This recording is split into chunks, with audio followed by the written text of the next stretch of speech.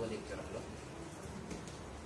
मागची 2 लेक्चर्स आपण विशेष करून पंचकोश त्याच्या तन्मात्रा आणि पंचकोश म्हणजे काय, त्याची संकल्पना काय हे बघितलं आपण. की साधारणपणे कशाला पंचकोश म्हणतात आणि काय हे आपल्या अस्तित्वाचे सगळे थर आहेत हे पण आपण बघितलं. आणि ते आपण सिद्धही केलं की बेस माझ्या अस्तित्वाचा हा स्तर आहे, कारण मला जाणीव होते, माझ्या बुद्धीला ते जाणवत आहे. So I am aware of whatever is happening there, आणि म्हणून तो अस्तित्व आहे माझं, आणि म्हणून तो मनोमय कोश आहे, म्हणून तो विज्ञानमय कोश आहे. आपण सायंटिफिकली प्रूव्ह केलं ते की माझ्या अस्तित्वाचा स्तर फक्त देहापुरता नाहीये, तर माझं अस्तित्व देहाच्या बाहेर पण आहे. हे आपण व्यवस्थित बघितलं, त्याच्यावर खूप चर्चा पण केली, कळलं गेली. आता महत्वाचा मुद्दा आपला आहे तो स्ट्रेस मॅनेजमेंटचा. आपण सगळं स्ट्रेस म्हणजे काय बघितलं, स्ट्रेसमुळे काय गोंधळ घालतात. आज सुद्धा माझ्या प्रवचनाचा तोच विषय होता की हे सगळे षड्रिपू कशा प्रकारे सगळा अनर्थ घडवून आणतात आपल्या जीवनामध्ये. तर या सगळ्याला उपाय काय आहे? कारण एक सर्वात महत्वाची गोष्ट अशी असते की हे सगळे जे राग, द्वेष, असूया हे जे सगळे प्रकार आहेत, हे सगळे प्रकार हे फिजिकल बॉडीवर नाही होत, तर हे आपल्या मनोमय कोशामध्ये होत असतात तरंगांच्या रूपाने. हे आपण मागे बघितलं होतं. कारण हे सगळे अभिव्यक्त कुठे होतात? शरीरावर होत नाही. हे अभिव्यक्त पहिले होतात मनाच्या स्तरावर. मनोमय कोशामध्ये त्याची तरंग निर्माण होतात, आणि मग ते तरंग तुमच्या प्राणमय कोशातल्या ज्या नाड्या आहेत की ज्याच्यातून प्राणिक एनर्जी वाहते त्या नाड्यांना दाबतं, आणि मग जो स्मूथ फ्लो तुमचा संपूर्ण शरीरभर जात असतो तो स्मूथ फ्लो कुठेतरी थांबतो, आणि जिथे तो थांबतो, जिथे त्याला प्राणशक्ती मिळत नाही, तिथलं जे काही फंक्शन आहे ते फंक्शन अफेक्ट होतं. आपण हेही बघितलं होतं की प्रत्येक फंक्शन आतमध्ये ज्या काही सिस्टीम्स आहेत, those systems by themselves do not have any ability to function.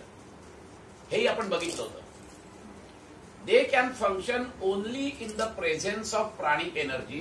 म्हणजे थोडक्यात त्याच्या मागे जर चैतन्य असेल तर या सिस्टीम सगळ्या काम करतात आमच्या. मग हे चैतन्य म्हणजेच ही प्राण एनर्जी जी आहे, ही प्राणशक्ती, ही प्राणशक्ती संपूर्ण शरीरभर फिरली तर शरीरातल्या प्रत्येक ठिकाणी आपल्याला ते फंक्शन फिजिकल लेवलला होतं. आणि जर का ती प्राणिक एनर्जी नाही पोचली तिथे, तर तिथे ते फंक्शन होत नाही, because by themselves cells or tissues or systems cannot work. त्याच्या मागे प्राणशक्ती असली पाहिजे, चैतन्य असले पाहिजे, तर होतं. त्याच्यावर मी उदाहरण दिलं होतं तुम्हाला की मी आत्ता बोलतोय, मी जिवंत आहे, मी आत्ताच्या आत्ता बाहेर गेलो, मग समजा माझ्यातून प्राण निघून गेला तर immediately I am declared as dead. आता सगळ्या सिस्टीम्स आत आहेत, सगळं आत आहे, पण तर देखील मी डेड झालोय. म्हणजे याचा अर्थ systems by themselves cannot function. मी निष्प्राण होतो असं आपण म्हणतो, बरोबर आहे की नाही? तर निष्प्राण होतो म्हणजे ती जी चैतन्य मागे आहे ह्या सिस्टीमच्या, मग ती सर्क्युलेटरी सिस्टीम असू दे, रेस्पिरेटरी सिस्टीम असू दे, कुठलीही सिस्टीम असू दे, ह्याच्या मागे जर चैतन्य असेल तरच ते काम करणार आहेत, नाही तर काम नाही करणार आहेत. आणि म्हणून माझं अस्तित्व कुठे आहे, तर या शरीराच्याही बाहेर आहे, एवढं आपण नक्की पकडलं. कारण शरीरातच जर अस्तित्व असतं तर तो प्राण निघून गेला तरी देखील सिस्टीम्स आहेत असं, मग त्या वर्क व्हायला पाहिजे, तर तसं होत नाही. म्हणजे याचा अर्थ माझं शरीर फक्त माझ्या अस्तित्वाचा भाग नाहीये, तर त्याच्या बाहेर जे चैतन्य आहे ते पण अस्तित्वाचा माझा भाग आहे. म्हणजेच प्राणमय कोश हा माझ्या अस्तित्वाचा भाग आहे. So that is one of the sheet of my existence. तो माझ्या अस्तित्वाचा एक कोश आहे. त्याचप्रमाणे भावनेवर माझा फ्लो अवलंबून आहे. जशा जशा माझ्या भावना बदलतात तसा तसा माझा प्राणिक फ्लो बदलतो. जसा जसा प्राणिक फ्लो बदलतो तसं तसं माझ्या सिस्टीम ज्या काम करतात त्याच्यावर फरक पडतो. आता ह्या ज्या आहेत ह्याचं पण अस्तित्व मला जाणवतं. मागच्या वेळेला आपण बघितलं होतं, माझा कोणी इन्सल्ट केला तर तो मला जाणवतो. ज्याचा अर्थ मला जाणीव आहे त्याचा अर्थ माझं अस्तित्व तिथे आहे. मग ते अस्तित्व कुठे आहे? मी मागे सांगितलं तसं, तुमचा इन्सल्ट गुडघ्याला झाला का, हाताला झाला का, छातीला झाला का, डोक्याला झाला का? नाही, इन्सल्ट झालाय कुठेतरी एवढं नक्की आहे, कारण तो तुम्हाला जाणवला. You are aware of that insult. हे लक्षात घ्या. हे दिस इज व्हेरी सायंटिफिकली असे पदर व्यवस्थित मी उलगडून दाखवले तुम्हाला. तुम्हाला झालाय त्याचा इन्सल्ट झालाय, कारण की तुमच्या मेंदूला ते जाणवलंय. You are aware of that insult. मग तो कुठे झाला? मी मागे सांगितलं तसं, इथे टाचणी टोचली मला, शरीराला झाला माझ्या, तिथून नर्व सिस्टीमनी माझ्या ब्रेन पर्यंत गेलं. म्हणजे याचा अर्थ जाणीव झाली मला. कुठे झाली जाणीव? इथे टोचल्यामुळे. त्यामुळे हा देह माझा एक अस्तित्व आहे. माझा इन्सल्ट झाला. मगाशी म्हटलं असं, प्राणशक्ती निघून गेली. जिथपर्यंत प्राणशक्ती आहे या सिस्टीम चालत आहेत. म्हणजे याचा अर्थ सिस्टीमच्या बाजूला एक प्राणशक्ती म्हणून प्राणमय कोश आहे, ते माझं दुसरं अस्तित्व झालं. माझा इन्सल्ट झाला. माझ्या भावना, राग, द्वेष सगळं जे आहे हे सगळं माझं झालं. पण हे कुठे झालं? माझ्या हाताला झालं, माझ्या पायाला झालं, माझ्या कुठे झालं? कुठे झालं? तर ते जिथे झालं, पण त्याचं मला बुद्धीला कळलं. कसं बुद्धीला कळलं? तर ते जे तरंग आहेत ते तरंग प्राणमय कोशातून तुमच्या अन्नमय कोशातल्या सायकिक सेंटरला डिस्टर्ब करतं. आणि मी मागे सांगितलं असं, हे सगळे कोश हे असे नाही येत, इथून सुरुवात होत आहेत ते. त्यामुळे ते सगळे असे एकमेकात गुंतलेले आहेत. त्यामुळे कुठच्याही कोशात जरी काही डिस्टर्बन्स झाला ना, तरी त्या सगळ्या कोशांमध्ये तो डिस्टर्बन्स होत असतो. त्यामुळे त्या सायकिक सेंटरला धक्का बसतो. माझ्या मेंदूमध्ये जो सायकिक सेंटर आहे त्याला धक्का बसतो. आणि there is a nerve connection between psychic centre and the hypothalamus. आणि जसा तो सायकिक सेंटरला धक्का बसतो, मला नर्व कनेक्शननी मला जाणीव होते की माझा कोणीतरी इन्सल्ट केलाय. त्यामुळे मला दुःख झालंय, त्यामुळे मला राग आलाय, त्यामुळे मला जेलसी आली आहे. मग हे शरीरावर नाही झालेलं काही. म्हणजे याचा अर्थ माझ्या अस्तित्वाचा अजून एक भाग आला की ज्याला आम्ही मनोमय कोश म्हणतो. आणि मग काहीतरी अनालिसिस चाललेलं असतं माझ्या याच्यामध्ये. भावनेमध्ये अनालिसिस नसतं, पण अनालिसिस चाललं असतं. चांगलं काय, वाईट काय, हे काय, हे कुठे चाललेलं असतं? माझ्या गुडघ्यात चाललं असतं, माझ्या हातात चाललेलं असतं अनालिसिस. माझ्या कुठे चाललं असतं? मेंदूत चाललेलं असतं. मेंदू काहीच नाही करू शकत. मेंदूला तर प्राणशक्ती लागते. कळलं की नाही? मग हे अनालिसिस कुठे चालतं? म्हणजे पण त्या अनालिसिसचं मेंदूला ज्ञान होतं. I am aware of that analysis. म्हणजे याचा अर्थ अजून एक कुठचा तरी माझ्या अस्तित्वाचा भाग आहे. ते जे अनालिसिस चालतं त्या अस्तित्वाच्या भागाला विज्ञानमय कोश म्हणतात. हा जो अस्तित्वाचा माझा भाग आहे, ह्या अस्तित्वाच्या भागाला विज्ञानमय कोश म्हणतात. क्या बात है, आज बहुत नए नए लोग आ रहे. वेलकम. आणि मग तो जो काही आनंद या सगळ्याचा जर का मला मिळायचा असेल, तर तो आनंद कुठे मिळतो मला? तो जाणवतो कुठे मला? तर तो इथे नाही जाणवत. तर तो जिथे जाणवतो पण मेंदूपर्यंत येतो, तो माझा अजून एक अस्तित्वाचा भाग झाला. आणि तो म्हणजे माझा आनंदमय कोश झाला. असे 5 कोश आपण तर्कशास्त्राने सुद्धा जरी म्हटलं तरी देखील आमचे 5 कोश आहेत. सायंटिफिकली म्हटलं तरी देखील आमचे 5 कोश आहेत. त्यामुळे 5 कोश हे मानायलाच पाहिजे. आमच्या उपनिषदांनी उगीच नाही सांगितलेले हे 5 कोश. हे 5 कोश मानायलाच पाहिजे तुम्हाला.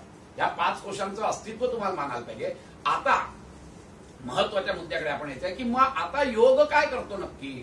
ह्या स्ट्रेसमध्ये काय करतो? आपण का मागच्या वेळेला बघितलं की स्ट्रेसमुळे काय होतं, सायकोसोमॅटिक डिसिजेस कसे होतात, की तो मनोमय कोशाच्या डिस्टर्बन्समुळे कसं तो अन्नमय कोशावर मॅनिफेस्ट होतो, हे सगळं आपण खूप डिटेलमध्ये बघितलं योग वशिष्ठांच्या थेअरीच्या नुसार.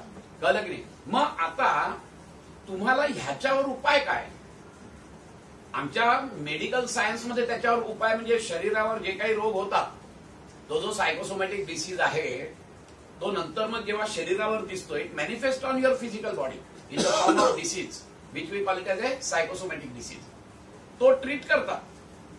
तो ट्रीट आमच्या इथे ॲलोपॅथीमध्ये होतो, सगळं होतं. परंतु त्याचं मूळ कुठे आहे हा महत्वाचा मुद्दा असतो. त्याचं मूळ जिथे आहे तिथे जिथपर्यंत तुम्ही ऑपरेशन करत नाही तिथपर्यंत हे होतच राहणार आहे. उद्या तुम्हाला डायबिटीज झाला, उद्या तुम्हाला समजा हे झालंय डायबिटीज असेल, तर तुमचं शरीरातलं रक्त अडतं, मग तुम्ही बाहेरून इन्सुलिन घेता, हे करता ते करता, you can control your glucose. कळलं की नाही? पण तू हे होऊच नाही याच्यासाठी काय करायचं? कारण ते कंट्रोलमध्ये आलं आणि परत तुमचं इमोशनल अपसर्जेस झाले, सगळं झालं की परत ते येणारच आहे. परत ते सगळं ती सायकल मी तुम्हाला सांगितलं, स्ट्रेस रिॲक्शन्स, ती सायकल चालू होते. भीतीची भावना निर्माण झाली, रागाची भावना निर्माण झाली, असूयेची भावना निर्माण झाली. कळलं की नाही? या सगळ्यामुळे तुम्हाला हे सगळ्या स्ट्रेस रिॲक्शन्स येतात. आणि त्याचं आपण उदाहरण घेतलं होतं. साधारणपणे तशाच सगळ्या स्ट्रेस रिॲक्शन असतात. आणि प्रत्येक स्ट्रेस नंतर तुमच्यातली साखर जास्त येते, खेचली जाते, तुमचा ब्रेथ रेट वाढतो. कळलं की नाही? तुमचं हार्टबीट्स वाढतात, तुमचं ब्लड प्रेशर वाढतं. These are all the common features, physiological features which happen whenever there is a stress. Stress in the form of Shadriputs. Again, I'm telling you, stress is nothing but it is a manifestation in the form of Shadriputs. राग हा stress आहे, असूया हा stress आहे. It is a manifestation of stress. कळलं की नाही? त्यामुळे तो मनोमय कोशात जिथपर्यंत तुम्ही तिथे ऑपरेट करत नाही तिथपर्यंत हे सायकोसोमॅटिक डिसीजेस येतच राहणार आहे. आणि म्हणून योगाचा जो इंटिग्रेटेड अप्रोच आहे त्यामध्ये काय होतं माहितीये का, की ह्या सगळ्या कोशांवर आपण काम करत असतो. आणि या सगळ्या कोशांचं जेव्हा इंटिग्रेशन होतं ना, समतोलपणा येतो ना, त्यावेळेला तुम्ही खरे आनंद उपभोगत असता. हा जो समतोल आहे, आमचा समतोल नसतो.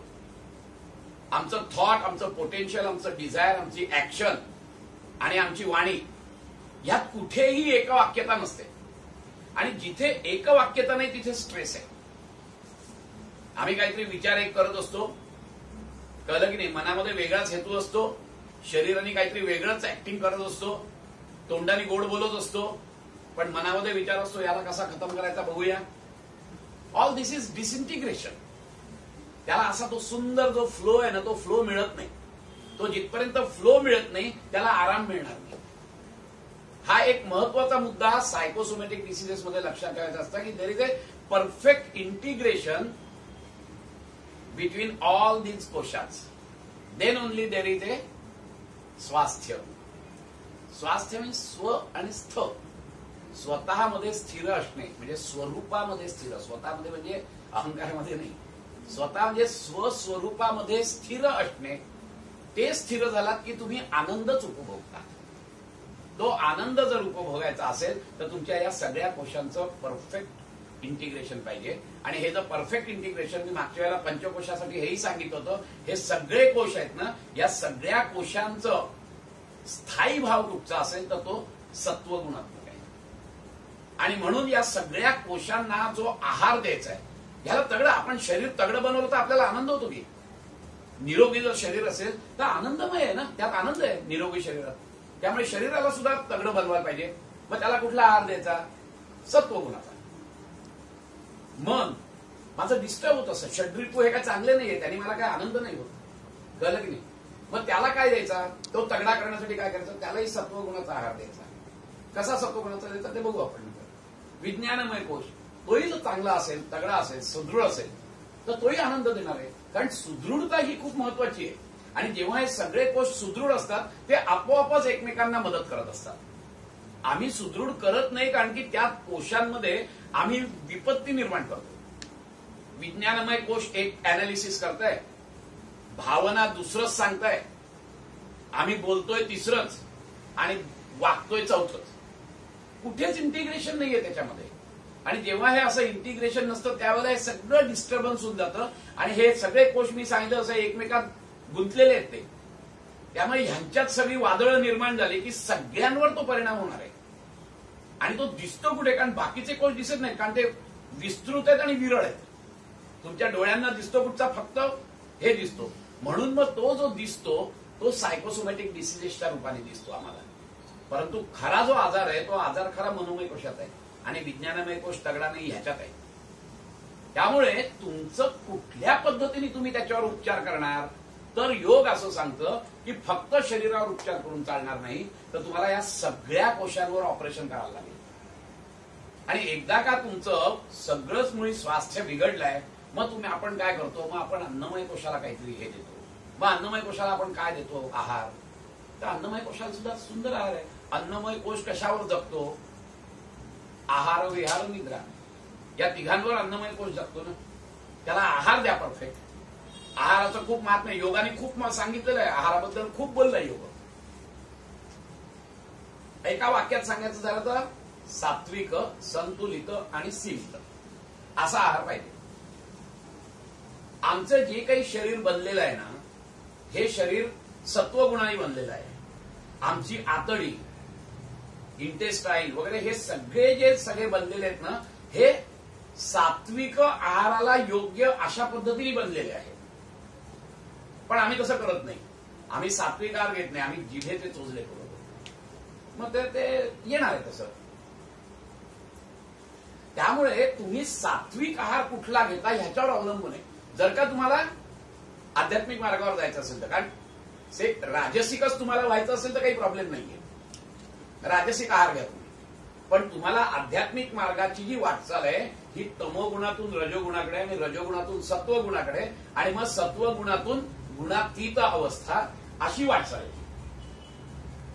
तशी जर वाटचाल तुम्हाला करायची असेल तर मग तुम्हाला हा आहार सुद्धा सात्विक असला पाहिजे, तो सीमित असला पाहिजे. So one is the quality, one is the quantity. या दोन्ही गोष्टी तुम्हाला बघायला पाहिजे, तर तो होऊ शकतो. आणि योगामध्ये खूप त्याच्यावर चर्चा आहे. योगामध्ये डाएट या विषयावर प्रचंड चर्चा आहे. So if we follow that type of thing, सात्विक आहार, तर आमचं यथा अन्नम तथा मना का म्हणतात माहितीये का, की शरीर जर सुदृढ असेल तर मन आपोआप सतेज होतं, मनामध्ये उत्साह निर्माण होतो. एक्झॅक्टली उलट आहे. मन समजा खचलेलं असेल, हे असेल, तर त्याचा परिणाम शरीरावर होतो. काही करावं असं नाही वाटत, नाही राहत, नाही मूळ चालू. हे एकमेकात गुंतलेले आहेत सगळे कोश, कारण हे सगळे माझ्या अस्तित्वाचा भाग आहे.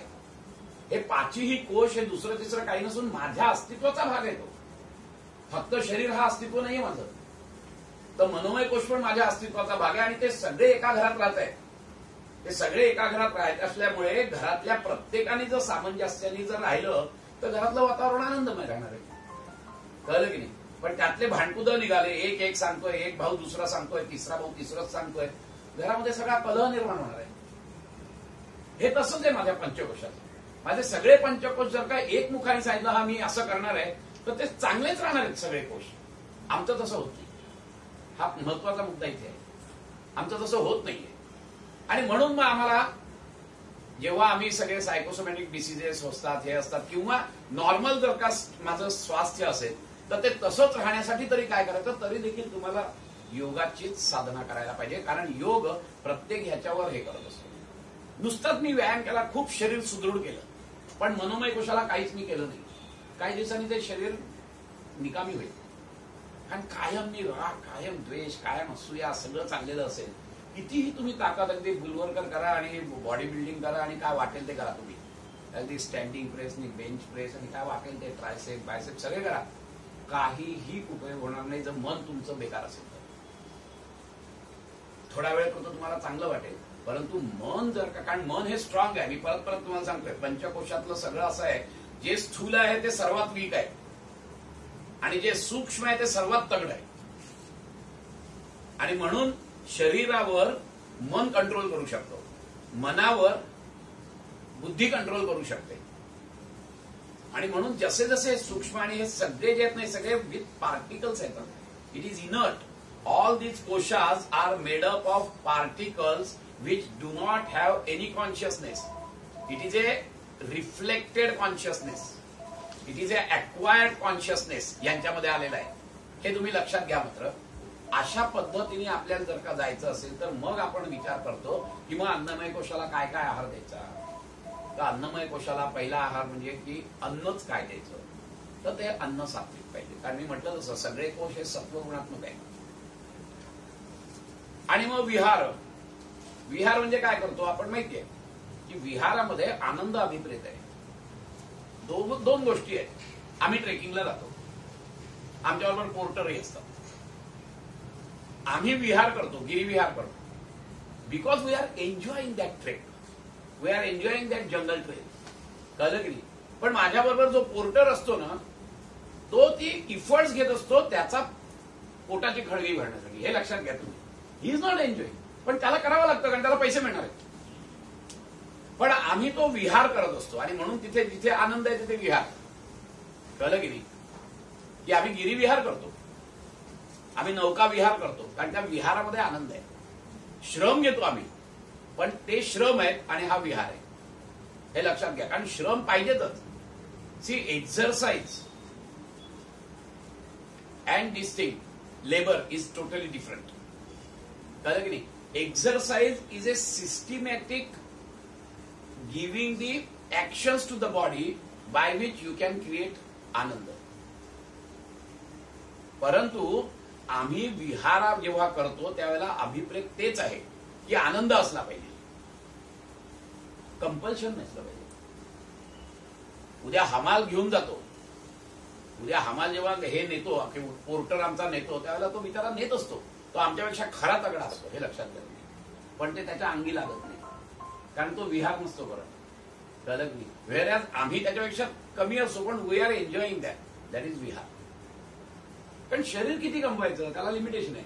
मी अगदी किती तगडा झालो तरी माझा बाप कोणीतरी बसलेलाच आहे पुढे, त्याला हे नाहीये. मग मला आनंद कशात मिळतो तेव्हाच शांत. मी माझ्या पोटेन्शियलच्या टॉपला पोहोचलो की मी पहिलाच नंबर माझा. बाकी कोण किती आहे त्याच्याशी मला घेणं देणं नाही. What is my potential, I should rise to my full potential.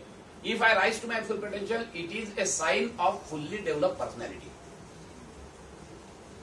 मला जरूर नाही प्राईम मिनिस्टर व्हायची, कारण माझं पोटेन्शियल मी घेऊन आलोय ते काही सर्टन पोटेन्शियल घेऊन आलो आणि माझा पुरुषार्थ याच्यात आहे की मी त्या पोटेन्शियलच्या टॉपला जाणं. तेवढं गेलं की मीच लता मंगेशकर, मीच मोहम्मद रफी, मीच नृत्यांगना हेमा मालिनी, कारण मी माझ्या पोटेन्शियलच्या टॉपला पोहोचलेलो आहे. पण अरे या या या काय बाबा आज क्या बात आहे आज. गंगल मॅडमची कृपा. अरे सॉरी. त्यामुळे हा जो प्रकार आहे ना हा प्रकार आपल्याला बघायला पाहिजे खरा. आणि म्हणून विहार हा जो प्रकार आहे हा प्रकार आपल्याला महत्वाचा वाटला पाहिजे की विहार कुठे येतो तर तो विहार ह्याच्यात येतो की मला त्यात आनंद मिळतोय का. आणि त्या दृष्टीने जर बघायला गेलं तर आसन ही विहारात येतात आपल्या, शुद्धिक्रिया या विहारात येतात आपल्या. कारण आसनांची व्याख्याच आहे स्थिर सुखम आसन. स्थिरता आणि सुखमयता ह्यालाच आसन म्हणतात.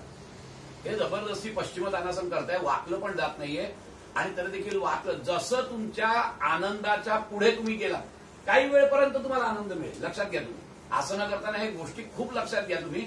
काही वेळपर्यंत तुम्हाला आनंद मिळेल, कुठपर्यंत एक सर्टन स्ट्रेच तुम्हाला येतो ना तिथपर्यंत आनंद मिळतो. जसा आळस सर्टन ह्याच्यापर्यंत तुम्हाला छान वाटतो तेवढाच आळस द्यायचा असतो, तो आनंद देतो. तसंच कुठच्याही आसनामध्ये सर्टन लेव्हल जिथपर्यंत तुम्हाला आनंद मिळतोय ना यू कॅन डू दॅट. त्याच्या पुढे जरा गेला की तुमचं व्हायब्रेशन्स तयार होतील, शरीरामध्ये कंपनं निर्माण होतील. यू आर नॉट एन्जॉईंग नाव. पतंजली मुनींचं म्हणणं असं आहे की ते स्थिर आणि सुखमय असलं पाहिजे. म्हणजे याचा अर्थ माझं डोकं ह्याला गुडघ्याला लागलंच पाहिजे आता मुळीच नाही. सुरुवात केली तर माझं डोकं नाही लागणार तर नाही लागणार. जिथपर्यंत मी वाकीन कुठे प्रत्येक वेळेला बघा कुठच्या तरी एका लेवलपर्यंत तुम्हाला आनंदच मिळतो. तुम्ही तिथे थांबलं पाहिजे. There is no competition. माझ्या बाजूच्याच मग तेवढं कपाळ गेलं की खालपर्यंत मग हे दाबतायत ते काही काही वेळेला मी शिक्षकही बघतो अजून त्या घरी कशासाठी तो आनंद लुटतोय लुटू दे की. तत्र स्थितो यज्ञोभ्यासा अभ्यास वैराग्याभ्याम तन्निरोधा असं सांगितलेलं आहे. अभ्यास म्हणजे काय की आत्ता तुमचं डोकं एवढंच जात आहे का, एवढं जाऊ दे, पण इथे तुम्ही स्थिर व्हा. 15 दिवसांनी 20 दिवसांनी तुम्ही ते स्थिर व्हा. कळलं की नाही की आपोआप तुम्ही अजून थोडे खाली जाल. मग तिथे थोडा वेळ का होईना पण थांबता येईल तुम्हाला, आनंदात थांबता येईल. नंतर असं वाटेल नको परत येऊ. मग त्या तिथे जायसाठी परत अभ्यास करा. तत्र स्थितो यज्ञाभ्यासा. त्या स्थितीला स्थिर होण्यासाठी लागणारा प्रयत्न म्हणजे अभ्यास आहे. मग काही दिवसांनी 15-20 दिवसांनी महिन्यांनी तुम्ही त्या स्थितीला पण तुम्ही आनंद लुटाल. Then go down still. कळलं की नाही. अशा पद्धतीने तुम्ही जेव्हा आनंद final not necessarily at the first moment you should have the ideal position, not at all. उद्या कोणी जर शिक्षक सांगत असेल तर चुकीचं आहे ते. मला जिथे आनंद मिळतो तिथपर्यंतच मी जाणार, पण तिथपर्यंत जाणार म्हणजे तेवढ्यावर थांबू नका तुम्ही. रोज जर प्रॅक्टिस केली तर तुम्हाला कळेल की त्याच्यानंतर आनंद त्याच्यापेक्षा अजून पुढे गेला तरी मिळतो. तुम्ही करा ना. हे सगळं अनुभवाचं शास्त्र आहे. योग हे अनुभवाचं शास्त्र आहे. तुम्ही घ्या, अनुभव घ्या. म्हणून अवेअरनेस पाहिजे. योगामध्ये अवेअरनेस प्रत्येक ठिकाणी पाहिजे. मी प्रत्येक वेळेला सांगतो awareness is the yoga. Bhakti with awareness is only bhakti yoga, नाही तर नाही होतो. Action with awareness then only it comes the karmayoga. नुसतंच आपलं गाढवासारखं काम केलंय त्यात अवेअरनेस नसेल तर काही उपयोग नाहीये. भाबडी भक्ती परमेश्वराला मुळीच मान्य नाही. आणि म्हणून ज्ञानोत्तर भक्त जो असतो ना तो परमेश्वराला मान्य आहे. विथ अवेअरनेस मला माहिती आहे की हा परमात्मा आहे, हा सर्वश्रेष्ठ आहे. मी कितीही वर गेलो तर देखील ह्याच्यामुळे गेलोय. हे जेव्हा आम्हाला संतांनी सांगितलं म्हणून नाही तर आम्हाला अनुभवाला आलं ते. हे जेव्हा अवेअरनेसनी कळतं त्यावेळेला जी भक्ती निर्माण होते की नाही बाबा किती झालं तरी तू श्रेष्ठ आहेस, तेव्हा जी शरणागती येते ना त्या शरणागतीला भक्ती म्हणतात. तो भक्ती योग ठरतो. कारण तुमच्यातला इगो तो लवचिक करतो. त्यामुळे हा अवेअरनेस ठिकठिकाणी तुम्हाला पाहिजे. मग आसनांमध्ये पण अवेअरनेस पाहिजे. तो कसा पाहिजे तर हा असा पाहिजे की मला त्याच्यापेक्षा पुढे नाही जायचं. बरोबर तुमचं 1 वर्षांनी तर माझं स्वतःचं उदाहरण होतं. माझा पाय असा तिरका आहे. मला असं वाटलं होतं जेव्हा मी सुरुवात केली तेव्हा की हे वज्रासन वगैरे हे माझ्यासाठी नाहीच आहे. तर असं काही नाहीये. मग पहिले दिवस मला असं वाटलं, मला एवढं कळलेलं होतं. मग हळूहळू आता वज्रासन छान सुखकर वाटतं. साधी मांडी घालण्यापेक्षा वज्रासनात छान वाटतं, पद्मासनात छान वाटतं. सुप्त वज्रासन तर माझ्या मताने पुढच्या जन्मी वगैरे आपण करू असं मला वाटायचं. आता असं काही नाही होतं. ते वळतं बरोबर शरीर. तत्र स्थितो यत्नोभ्यासा. त्याचा प्रयत्न करणं, सतत प्रयत्न करणं, आनंदाच्या ठिकाणी बरोबर थांबणं. You have to strike a balance, perfect balance. जिथे आनंद मिळतो तिथे थांबा तुम्ही. कोणी कितीही सांगू दे, no, you should enjoy each and every movement of your life. मग तो आसनात सुद्धा आनंद लुटायचा, तरच ते आसन होतं, नाही तर ते आसन होत नाही. त्यामुळे ह्या पद्धतीने जेव्हा आपण आसनं करतो त्यावेळेला तुम्ही हळूहळू तुमचे जे स्नायू आहेत ना, ते स्नायू तुम्ही आयसोटोनिक बनवत असता. एकदम काढकन गेला तर ते आयसोटोनिक मुळीच बनणार नाही. आपल्याला ह्या आसनांचे जे उपयोग आहेत ना, हे अजून कळलेले नाहीयेत. आसनांमुळे आपण नक्की काय करतो तर आसनांमुळे ह्या ज्या अक्युम्युलेटेड प्राणशक्ती आहे ना, ती रिलीज करतो आपण आसनांमुळे. कारण असं आहे की ह्या ज्या सगळ्या माझ्या स्नायू आहेत, हे स्नायू पण मॅनिफेस्टेशन आहे. See, everything is a manifestation of mind and mind is a manifestation of paramatma. हे लक्षात घ्या. त्यामुळे माझ्या स्नायूंचा ताण देखील it has something to do with your my mindset. माझा श्वास it has something to do with your my mindset. Everything is connected with mind. आणि म्हणून हे सर्वात जे स्थूल स्नायू आहेत, हे स्नायू सुद्धा माझ्या मनाशी संबंधित आहे. माझा स्नायू ताण कसा आहे ह्याच्यावर माझी मानसिकता ठरते. आणि वी कॅन मेक आउट. मग आम्ही आसनं करतो म्हणजे काय करतो तर आम्ही हा जो स्नायू ताण आहे आमचा, हा स्नायू ताण बदलायचा प्रयत्न करतो. आमचा स्नायू ताण जो परफेक्ट बॅलन्स स्नायू ताण आहे त्याला आयसोटोनिक म्हणतात.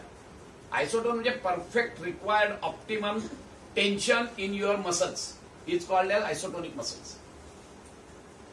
खूपदा कसं असतं की आमचा आयसोटोनिक मसल नसतो. एकतर आमचा जरा जास्त ताणलेला मसल असतो, नाहीतर एकदम लूज पडलेला मसल असतो, की ज्याला आपण हायपरटोनिक आणि हायपोटोनिक म्हणतो. आणि हे जेव्हा येतं त्यावेळेला तुमच्यात समत्व नसतं. आम्ही आसनाने काय करतो तर we try to make our muscle tone isotonic. कारण कसं काय की आम्ही हळूहळू स्ट्रेच देतो, तो थांबवतो तिथे. जिथपर्यंत आनंद आहे तिथेच थांबतो, तो तसाच ठेवतो आणि मग परत अजून थोडासा पुढच्या अजून 1-2 महिन्यांनी ताणतो. हायपरटोनिक आणि आयसोटोनिक मसलची माणसं आपल्याला कळून येतात लगेच, इमिजिएट कळून येतात. हायपरटोनिक जो माणूस असतो ना, तुम्ही बघा कधी मी ओळखू शकतो कोण हायपरटोनिक आणि कोण आयसोटोनिक आहे. हायपोटोनिक आहे. हायपरटोनिक जो माणूस असतो की ज्याच्या स्नायूमध्ये प्रचंड जास्त ताण आहे, तो माणसाचा तडतड तडतड तडतड जात असतो इकडे तिकडे. कायम त्याला इनिशिएटिव्ह घ्यायचा असतो. कायम he want to be a leader. तो 100 गोल अचीव्ह नाही करत, एकही गोल, पण टाकतो 100 गोल. पहिले ते घेतो, तिथे जातो, अर्ध्यातूनच बाहेर येतो, नाही आता आपण इकडे जाऊ. यू जस्ट सी ऑल दिस. म्हणजे ज्याला आपण एकदम अस्थिर माइंड म्हणतो ना, अशा माइंडचा माणूस तुम्ही बघा, तो नेहमी हायपरटोनिक असतो. आता त्या माणसाला जर का तुम्ही बॅकवर्ड बेंडिंगची आसनं सांगितली तर probably he can do backward bending asan, but ask him to do the forward bending asan, he cannot do that forward bending asan. आणि एक्झॅक्टली याच्या उलट हायपोटोनिकचा जो माणूस असतो, तुम्ही त्याचं निरीक्षण करा. तुम्ही हायपोटोनिकचा जो माणूस असतो ना, he is little bit lazy, he don't want to take any initiative, he is little bit bulky. कळलं की नाही? अशा माणसांना probably they may do the forward bending asana as nicely, but ask them to do the backward bending asanas. It is very difficult for these people to do the backward bending asanas. Whereas the isotonic muscle चा जो माणूस आहे तो forward बेंडिंगही तेवढ्याच चांगलं करतो, backward बेंडिंगही चांगलंच करतो. शारीरिक स्तरावर समत्वम योग उच्यते. समत्व प्रत्येक ठिकाणी असायला पाहिजे. शारीरिक स्तरावर हा प्रकार होतो. आयसोटोनिक मसलचा एक महत्वाचा फायदा अजून सांगतो की तुमचे स्पोर्ट्स मध्ये वगैरे आपण खेळतो एवढे सगळे, जेव्हा ग्राउंड किंवा फास्ट मुव्हिंग स्पोर्ट्स असतात त्यावेळेला होतं काय नक्की की तुम्ही जेवढे धावता हे करताना युअर मसल्स गेट शॉर्टन. ते हायपरटोनिक बनतात, ऍक्च्युअली टेन्स बनतात ते. And all the shorten muscles are prone for injuries. आणि म्हणून या लोकांना स्ट्रेचिंग एक्सरसाइजेस देतात. आणि मग स्ट्रेचिंग एक्सरसाइजेस मध्ये सर्वात बेस्ट काय असतील तर आसनं आहेत. कारण आसनांचं हेच आहे ना की आपण झटक्यात काहीच करत नाही ना, आपण हळूहळू हळूहळू ताण देतो त्याला. नुसता ताण नाही देतो तर तिथे ठेवतो. We allow that muscle to become again isotonic. कळलं की नाही? This is the basic benefit of आसनाचं. अजून एक महत्वाचा मुद्दा तुम्हाला सांगतो की आयसोटोनिक मसलचा जो माणूस असतो त्याचा माइंडसेट बघा तुम्ही. मी हायपोटोनिक आणि हायपरटोनिकचे सांगितले की कसे असतात ते. आयसोटोनिक माणसाचा बघा, ही इज ऑलवेज काम अँड क्वाइट. तो शांत विचार करेल, एखादा डिसिजन घ्यायला. हायपरटोनिक करूया नको जाऊ दे, सोडून दे इकडे. हे काय असं तर जात असतो इकडे. आणि हा एकदम नागपुरी स्टाईल जानले त्यावर शांत. कोण आहे का नागपूरचा बाबा? शांत असतात ते. मलाच कळ, मी नागपूरचा असून मला कंटाळा येतो आजकाल नागपूरला. काय तुम्ही 21 ते 25 वर्षाची मुलं अशी मस्तपैकी तिथे बसलेली असतात चौकात, काय गप्पा मारत बसतात 2-2, 3-3 तास. चल ना बे चाय पी का. मी मी मी विचार करतो, मी 21 ते 25 मध्ये कसलं काम करायचो मी. बाप रे, प्रचंड काम करायचो मी. आणि ही लोक अशी तासन तास, एवढी तरुण लोक अशी नुसती उभी असतात. मला सहन होत नाही आजकाल. हे कसं काय शक्य आहे? परंतु तुम्ही जर आयसोटोनिकचा माणूस बघितलात, तो धीरगंभीर असतो. तो डिसिजन घेतो, पक्क डिसिजन घेतो आणि ते पूर्ण अचीव्ह करतो. You can make out. तुमचा अवेअरनेस, तुमचे डोळे उघडे ठेवा तुम्ही. नुसत्या आसनांमध्ये तुमचा अवेअरनेस किती वाढतो तो बघा. बघत चला तुम्ही, हे तुम्हाला कळेल की नुसत्या आसनांमुळे किती तेवढा तुमचा अवेअरनेस वाढतो. तो हा अवेअरनेस जपायचा असतो. आणि सर्वात महत्वाचा बेनिफिट ज्याला आपण म्हणतो आयसोटोनिक मसल टोनचा, तो हा आहे की आयसोटोनिक मसल टोनच्या माणसाला he needs very less energy to perform any specified job compare to isotonic आणि हायपरटोनिक.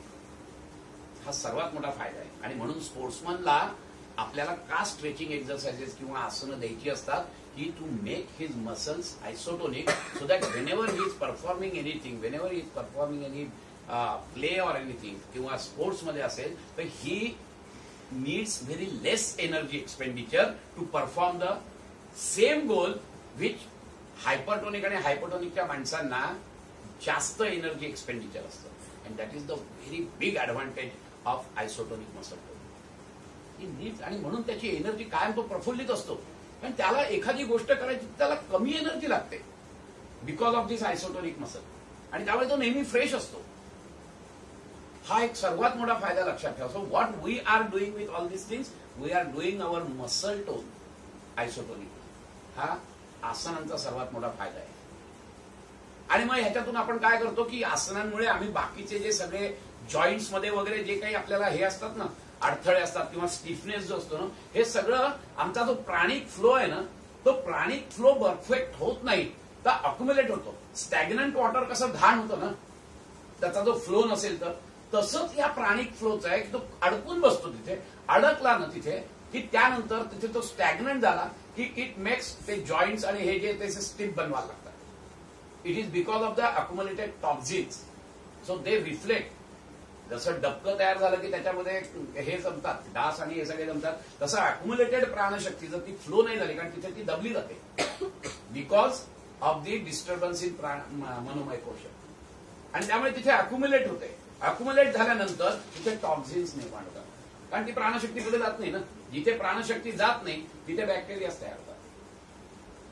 प्राणशक्ती जर का थ्रूआउट सळसळतं रक्त ज्याला म्हणतात ना, ते रक्त नसतं सळसळतं, ती प्राणिक एनर्जी सळसळत असते. आणि म्हणून त्या आपण त्याला माणसाला म्हणतो की अरे काय सळसळत आहे, कारण ती प्राणिक एनर्जी प्रत्येक टोकापर्यंत, जसे आपल्या ह्या आहेत रक्तवाहिन्या ती शेवटच्या टोकापर्यंत जातात ना, तशा ह्या प्राणमय कोशामधल्या ज्या नाड्या आहेत त्या अगदी शेवटच्या टोकापर्यंत जातात. म्हणून तर जाणीव आहे तिथे.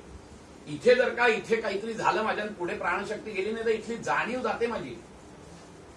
माझं इथलं अस्तित्व त्या प्राणमय कोशाचं संपून जातं. ते देत नाहीत माझ्या मेंदूला. हे नर्व्ज आहेत तिथे. परत तेच लक्षात घ्या, नर्वस सिस्टीम इथपर्यंत आहे, पण आता इथे टोचलं तरी मला मेंदूला जात नाही, कारण की त्याचे प्राणशक्ती नाही. त्यामुळे त्या नर्व्स काम करत नाही. Because nerves by themselves cannot work. They need chaitanya by pranic shakti. पण ती आता प्राणशक्ती पोचत नाही माझी. ती प्राणिक एनर्जी तुम्हाला दिसत नाही ना. आता ऑरा वगैरे त्याचे फोटो काढतात आणि दिसते, that is a different issue all together. काही दिवसांनी अजून तसंच मी मागे म्हटलं जसं की या ऋषी मुनींना वगैरे त्यांचा मनोमय कोश पण दिसायचा लोकांचा, त्यामुळे ते मनकवडे पण असायचे. एखादा जो सिद्ध पुरुष असतो त्याला कळायचं की मनातलं तू काय बोलतोयस मला माहितीये, तुझ्या मनात काय तेही मला माहितीये. आणि आपण घालून जातो बापरे याला कसं काय कळलं की माझ्या मनात हे चाललंय. मनकवडे काय असतात, बिकॉज काही साधना करून त्यांना ते जमतं, मनोमय कोश पण दिसतो. एखाद वेळेस अजून काही दिवसांनी किर्लियन फोटोग्राफी सारखी अजून काहीतरी फोटोग्राफी निघेल की ज्यामुळे मनोमय कोशाचा सुद्धा तुम्हाला फोटो काढता येईल. Nobody knows. पण आता तर प्राणमय कोशाचा फोटो काढता येतो. Kirlian has develop that photography. कळलं की नाही. तशा पद्धतीने होऊ शकतं. आणि म्हणून आहार, विहार आणि निद्रा, निद्रा ही अत्यंत जरुरी आहे. परत तेच सांगतो की निद्रा हा तमोगुणाचा भाग आहे. कळलं की नाही. तमोगुणाचा जरी असला तरी तो जरुरी आहे, कारण आपलं हे शरीर त्रिगुणात्मक आहे. त्रिगुणात्मक आहे याचा अर्थ तिथे तमोगुण पण असलाच पाहिजे, तमोगुण पण लागतो. कारण तुम्हाला हे शरीर चालवायचं असेल तर तमोगुणाच्या प्रभावाखालीच तुमची निद्रा आहे, हे लक्षात घ्या तुम्ही. आणि म्हणून तमोगुण पण सात्विक, राजसिक, तामसिक असतो असं फार सुंदर सांगितलं. आत्ताच मी यांचं हे ऐकलं, फार सुंदर त्यांनी सांगितलं. म्हणजे तमोगुण पण सात्विक, राजसिक, तामसिक आहे. सात्विक म्हणजे काय की गाढ झोप जर लागली ना तर तो तमोगुण जो आहे तो सात्विक आहे. कारण तुम्ही तेव्हा त्या ब्रह्मतत्वाशीच एकरूप झालेला असता. कारण त्यात इगो नसतो. मी मागे सांगितलं, तुमच्या त्याला सांगितलं ना, सुषुप्ती अवस्था. बरोबर की नाही. योग निद्रेच्या वेळेला सांगितलं मला, सुषुप्ती अवस्था जी आहे ते सुषुप्ती अवस्था काय आहे. इट इज द सात्विक तमोगुण असं तुम्ही म्हणा लागेल. तर राजसिक तमोगुण म्हणजे काय की झोपलेले आहात पण अनंत स्वप्न पडतायत, त्यामुळे जागेच आहात तुम्ही. तुमची फक्त इंद्रिय शांत आहे पण तुमचे सेन्सेस जागे. Sense organs are retiring but senses are alive along with mind. Again you are experiencing the same thing what you are experiencing in the wakeful state. It is the rajasic tamoguna. तमोगुणच आहे तो, कारण झोप आहे, करावंसं नाही वाटत, पण इट इज अ राजसिक तमोगुण. हा सात्विक तमोगुण आहे. कळलं की नाही. त्यामुळे तमोगुणाचे सुद्धा हे प्रकार आहेतच परत वेगवेगळे. त्यामुळे तमोगुण हा जरुरी आहे. तमोगुण जरुरी का आहे, कारण की it is necessary for your annamaya kosha. कळलं की नाही. या अन्नमय कोशाला हा जरुरी आहे तमोगुण. त्यामुळे आहार, विहार आणि निद्रा, निद्राला सुद्धा तेवढंच महत्व आहे योगामध्ये. कारण हे सगळं तुमचा अन्नमय कोश सुदृढ करायला कारणीभूत आहे. तिथपर्यंत होणार नाही सुदृढ. या तिन्ही गोष्टी जेव्हा आपण बघतो आणि म्हणून मग आपल्या षटक्रिया वगैरे हे सगळं त्यात येतं. So we are operating our annamaya kosha through asana, through purificatory practices, दौतीर बस्तीस तथा नेती सगळ्या साईच्या साई, डाएट अँड रिलॅक्सेशन. या सगळ्या गोष्टी they operate on your annamaya कोश. एवढ्या सगळ्या साधना आहेत अन्नमय कोशासाठी. तेव्हा कुठे तुमचा अन्नमय कोश सुदृढ होतो. पण तो केव्हा सुदृढ राहील. आत्ता रोग झालाय त्याच्यासाठी हे केलं होईल, पण परत मनोमय कोश बिघडला की परत खराबच होणार आहे ना. म्हणजे तुम्हाला आता परत पुढच्या याला जायला पाहिजे. जर का प्राणमय कोश नीट नसेल तुमचा तर तिथे प्राणशक्ती पोचणार नाही. म्हणजे आता तुम्ही सगळं केलं आणि ती प्राणशक्ती वाहवली, सगळं ठीक आहे, पण नंतर परत मनोमय कोशात डिस्टर्ब झाला, प्राणमय कोशातल्या नाड्या दबल्या की परत तिथे राडा सुरू झाला. कायमस्वरूपी आनंदाच्या डोहात जर डुंबायचं असेल तुम्हाला तर तुम्हाला प्रत्येक कोशावर ऑपरेशन करायला पाहिजे. आणि मग ते प्रत्येक कोशावर म्हणजे मग अन्नमय कोशावर आपण बघितलं की काय ऑपरेशन करता येतं. मग आता प्राणमय कोशावर आपण ऑपरेशन करतो. ते करतो म्हणजे काय करतो आपण, तर प्राणायाम करतो आपण, डीप ब्रीथिंग. आपण हे पण बघितलं की श्वास हे मॅनिफेस्टेशन आहे प्राणाचं. See, it is a functional manifestation. Every system in your body is a functional manifestation of pranic energy. कारण प्राण दिसत नाही तुम्हाला, you cannot control prana, but you know the functional manifestation of pran. What is the functional manifestation of pran? Because of pran your respiratory system is working. हे आपण बघितलं. Because of pran my digestive system is working. Because of pran my circulatory system is working. It is because of pran. तो प्राण गेल्याबरोबर या सगळ्या system माझ्या शरीरात आहेत पण चालत नाहीये, हे लक्षात घ्या. सो प्राण is a functional manifestation of all this systems. पण तो प्राण कसा कंट्रोल करणार तुम्ही? तुम्हाला प्राण दिसतच नाही ना. How can you control it? So either you have to control the functional manifestation which is controllable. पण मग त्या सिस्टीम मध्ये कुठली कंट्रोलेबल आहे चांगली? डायजेस्टिव्ह सिस्टीम कंट्रोलेबल आहे का? You cannot have that control. कारण ते ऑटोनॉमिक नर्वस सिस्टीमशी जोडलेली आहे. कळलं की नाही? कारण ज्युसेस पैदा होणं, ते आतमध्ये जाणं वगैरे हे सगळं ऑटोनॉमिक नर्वस सिस्टीमची कंट्रोल आहे, which you don't have any control. Conscious control नाहीये तुमच्याकडे. सर्क्युलेटरी सिस्टीमवर तुमचा कंट्रोल राहील का? त्याचे आहेत प्रयोग. कधी प्राणायाम घेऊ तेव्हा मी तुम्हाला सांगेन. या प्रत्येक मॅनिफेस्टंटला तुम्हाला योगिक क्रियाज आहेत. You can control it definitely. That is not a problem. पण त्या कठीण आहे. Then what is the simplest way of controlling the manifestation of prana? तर मग आमच्या ऋषीमुनींनी असं ठरवलं की अरे सर्वात बेस्ट म्हणजे the semi controllable thing is the breathing. Which it is a semi controllable. To certain extent you can control the things. कळलं की नाही? आणि म्हणून ऋषीमुनींनी प्राणायाम म्हटलं की श्वासावर लक्ष केंद्रित करायला सांगितलंय. की ही जी रेस्पिरेटरी सिस्टीम आहे, ही respiratory system is the instrument for pranayama. Because prana you cannot touch. You don't see also the prana. So how can you control it? So you can control the manifestation of prana. So you can control your digestive system, your circulatory system, your nervous system, your endocrine system, your respiratory system. मग ह्या सगळ्या system मध्ये सर्वात सोपी कुठली आहे? बघा तुम्हीच विचार करून. या सगळ्या सिस्टीम मध्ये सोपी सिस्टीम म्हणजे फक्त ब्रेथ कंट्रोल आहे. सो पुढे जाऊ का? So this is the. म्हणून प्राणायाम म्हटलं की ट्रेडिशनली प्राणायाम म्हणजे कंट्रोल ऑफ ब्रेथ. पण परत तुम्हाला तेच सांगतो की जेव्हा प्राणायाम करतात परत तिथे awareness. Again I am coming to the awareness because awareness plays a very important role. Nobody knows actually how much important it is. Awareness. If you don't do that awareness with awareness pranayama, it is of no use. की मी श्वास घेतोय, मी श्वास सोडतोय याची जाणीव. Awareness म्हणजे जाणीव पाहिजे. मेकॅनिकल नाही. मेकॅनिकल तर मी आत्ताही घेतोय श्वास, म्हणजे मी प्राणायाम करतोय का? मी बोलतोय तरी श्वास चालूच आहे माझा, घेणं आणि सोडणं, घेणं आणि सोडणं. I am not doing pranayama because there is no consciousness, there is no awareness. So अवेअरनेसने जेव्हा मी प्राणायाम करतो त्यावेळेला मी तो प्राण कंट्रोल करतो आणि त्याचं फंक्शन मी कंट्रोल करतोय. कळलं की नाही? एकदा का फंक्शन मी कंट्रोल केलं तर त्याचा जो मूळ बाप आहे तो आपोआप कंट्रोल होतोय. आणि म्हणून जेव्हा मी प्राण हे जे आहे हे रेस्पिरेटरी सिस्टीम कंट्रोल करतो त्यावेळेला indirectly I am controlling the subtle existence of prana. That is exactly what we do the pranayama. प्राणायामाचा अर्थच हा आहे. नाही तर तो श्वासायाम होईल. नुसता श्वास घेतोय सोडतो त्याचा काही उपयोग होणार नाही. पण त्याच्यात जो अवेअरनेस मी घातला, अवेअरनेसने जर केलं तर what actually I am doing. प्राणायामामध्ये आम्ही काय करतो नक्की? आसनांमध्ये आम्ही जेव्हा हे आयसोटोनिक करतो त्यावेळेला ज्या ग्रॉस ह्या इम्प्युरिटीज आहेत ना या चॅनल मधल्या प्राणिक नळ्यांमधल्या, कळलं की नाही, नाड्या ज्या आहेत ह्याच्यातल्या ग्रॉस इम्प्युरिटीज आम्ही काढून टाकतो. कारण असं आहे की त्या ज्या आयसोटोनिक मसलचा जो टोन आहे ना तो टोन तुमच्या ह्या आतल्या सगळ्या इम्प्युरिटीज काढत असतो. आणि मग प्राणायामाने आम्ही काय करतो की प्राणायामामुळे आम्ही त्याच नाड्यांमधल्या ज्या सटल इम्प्युरिटीज आहेत त्याही काढतो आणि प्राणिक रिझर्वायर आमचं वाढवतो. आमच्या शरीरातलं प्राणिक रिझर्वायर आम्ही खूप वाढवतो आणि त्यामुळे नाड्या तर शुद्ध झाल्या, रिझर्वायर वाढल्यामुळे प्रचंड फोर्समध्ये प्राणिक एनर्जी व्हायला लागली. प्राणिक एनर्जी सगळ्या शरीरात व्हायला लागल्याबरोबर माझ्या ज्या आतल्या सिस्टीम्स आहेत त्या सगळ्या सिस्टीम्स चालू झाल्या व्यवस्थित. सिस्टीम चालू करणं हेच आहे ना, मग बाकी ते सगळं करतात आपलं काम. सिस्टीम चालू होत नाहीत, सिस्टीम मध्ये बिघाड होतो म्हणून मी आजारी पडतोय ना. माझ्या सगळ्या सिस्टीम जर चालू असतील ना, व्यवस्थित चालू असतील तर कशाला मी आजारी पडेन.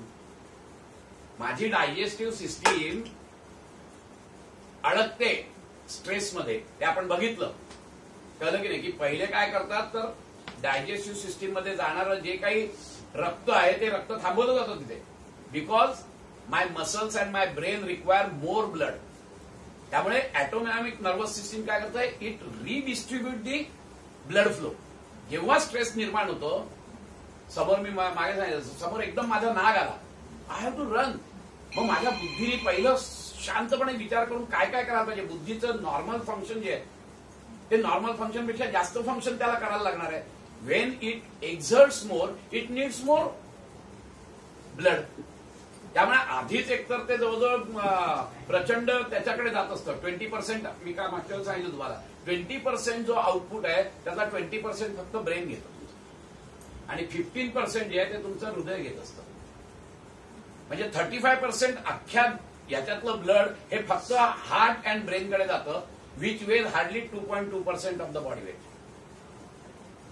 आणि मग स्ट्रेस निर्माण झाल्यावर होतं काय की त्यातलं पहिलं काय होतं तर हे सगळ्या सिस्टीमसाठी तुम्हाला जे काही रक्त लागतं ऍडिशनल, ते रक्त कुठून येणार. रक्त नाही वाढत शरीरातलं, रक्त तेवढंच आहे. मग हायपोथॅलॅमस डिसाईड करतो, ही रिडिस्ट्रीब्युट्स दी ब्लड.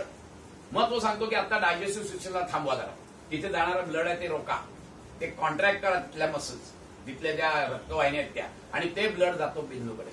अजून स्ट्रेस वाढला तर मग हे कंबर आणि पाठीच्या कण्यातले जे काही रक्तवाहिनी आहेत तिथलं ब्लड घेतलं जातं की आता काही हरकत नाही, जाऊ दे, ते जातं. अजून स्ट्रेस वाढला, प्रचंड स्ट्रेस वाढला तर या कातड्यांच्या खाली जे काही रक्तवाहिनी आहेत ना त्यातलं रक्त शोषलं जातं आणि ते मेंदू आणि मसल्सकडे जातं.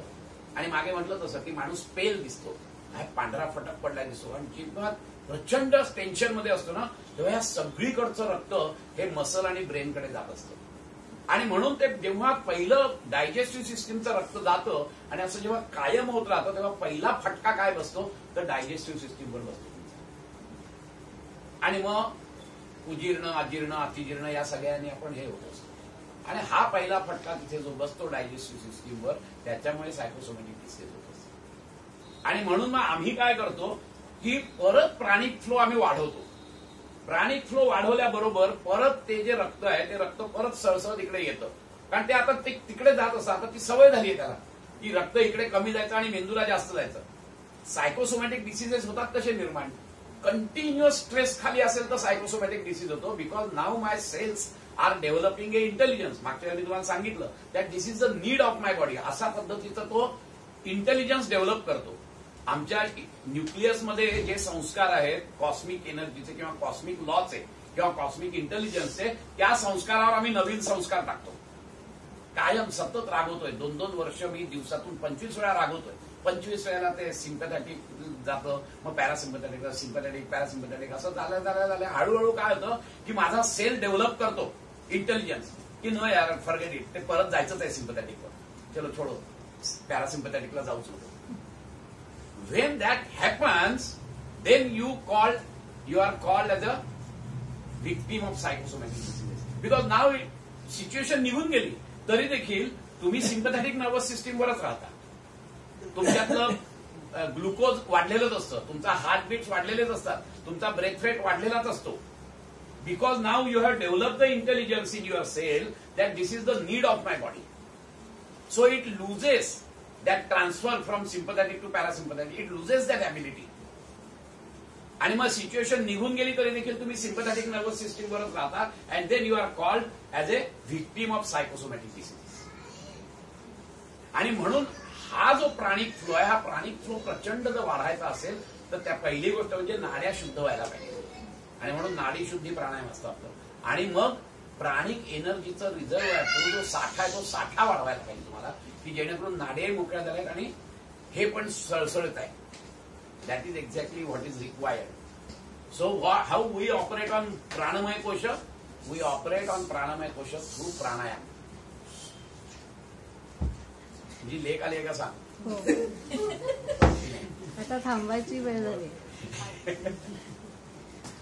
आम्ही म्हणूनच लवकर नाही आलो. म्हणूनच लवकर नाही. चालेल आम्ही घेऊन जातो. जात लवकर 5 मिनिटं राहिले. प्राणमय कोशावर ऑपरेशन करायचं तर कशामुळे करायचं तर प्राणायामामुळे करायचं, की जे योगाचाच एक अंग आहे. कळलं की नाही. एकदा का हे प्राणमय कोशाचं ऑपरेशन झालं, तुमचं प्राणशक्ती ही झाली की पण मनोमय कोश तसा डिस्टर्ब आहे. व्हॉट विल हॅपन, परत ते सगळं जे मी ऑपरेशन केलेलं असतं ते वाया गेलं. कारण परत काहीतरी डिस्टर्बन्स झाला मनामध्ये, राग द्वेष सगळं आलं की परत तिथे डिस्टर्बन्स झाला, परत यांनी नाड्या दाबल्या, परत नाड्या दाबल्यामुळे परत प्राणिक फ्लो माझा थांबला. मी एवढ्या मेहनतीने केलेला असतो, कळलं की नाही, तो परत ऑब्स्ट्रॅक्ट होतो की परत तो माझ्या सिस्टीमवर आघात करतो. मग त्या सिस्टीमला हे मिळत नाही आणि हे राहटगाडगं चालूच राहतं. म्हणून मग मला असं वाटतं की मग योगाने असं ठरवलं की नाही, मग मनोमय कोशावर पण ऑपरेशन करायला पाहिजे की जो शांत होईल. म्हणून मग मनोमय कोशासाठी ऑपरेशन आहे. मग मनोमय कोशावर कसं ऑपरेशन करतो आपण, तर मनोमय कोशावर जे ऑपरेशन करतो ते आपलं हे जे काही मन अशांत आहे, या अशांत मनाला शांत करणं म्हणजे मनोमय कोशावर आहे ऑपरेशन. कशामुळे अशांत असतं? दोन गोष्टींमुळे मन अशांत असतं.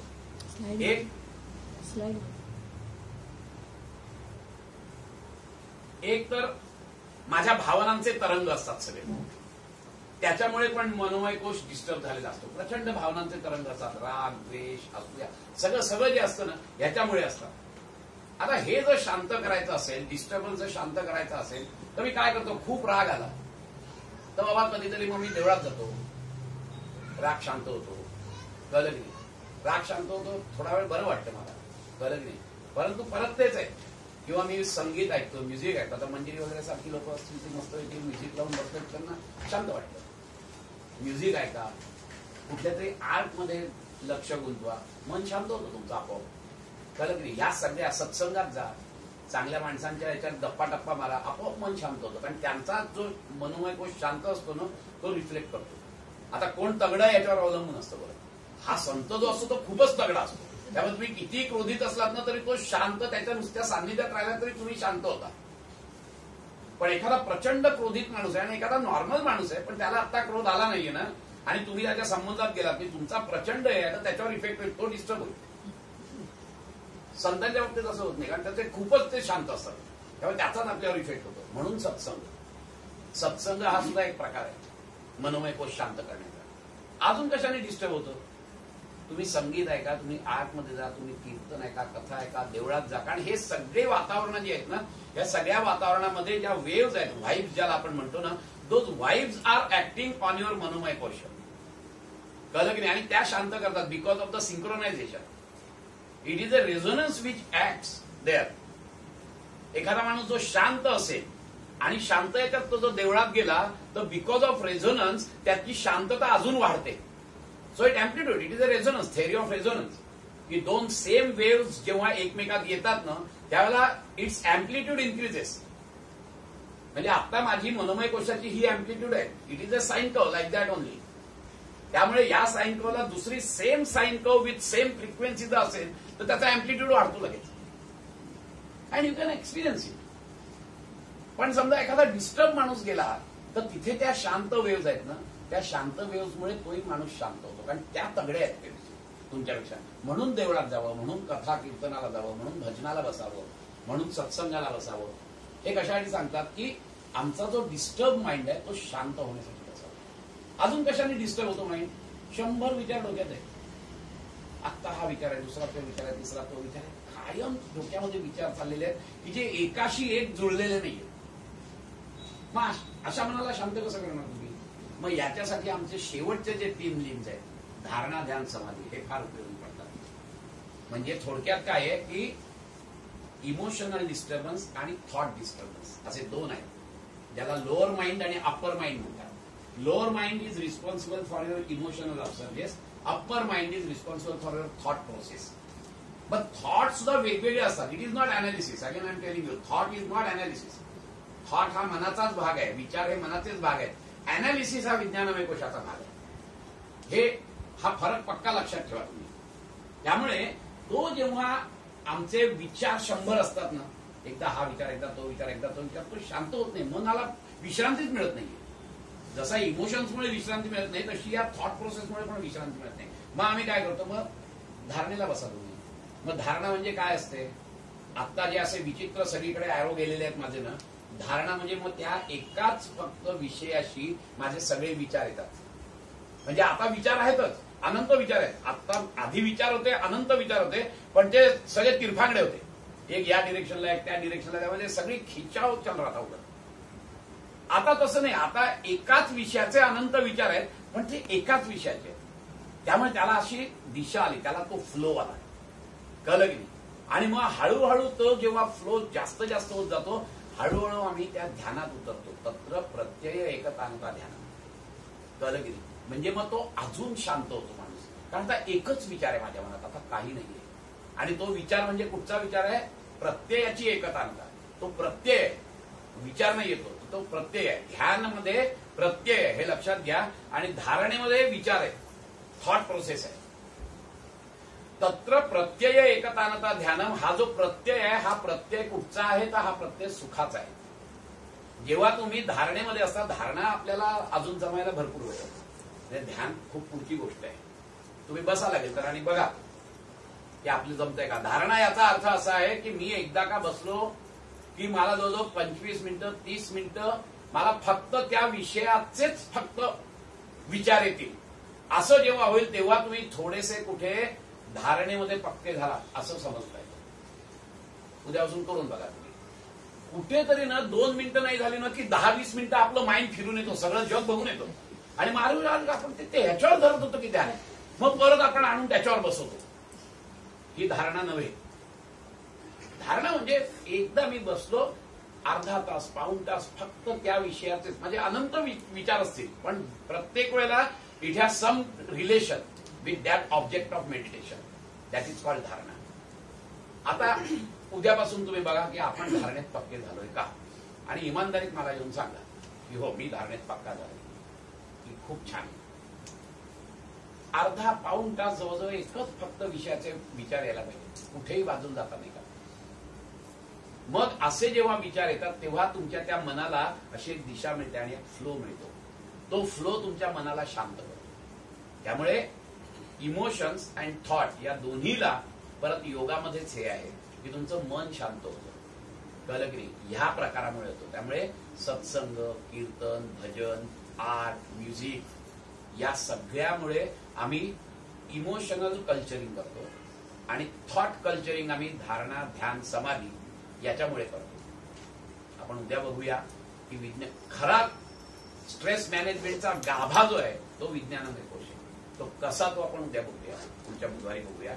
आपण इथे थांबूया कारण 9:30 झालेले. स्वस्थ शरीर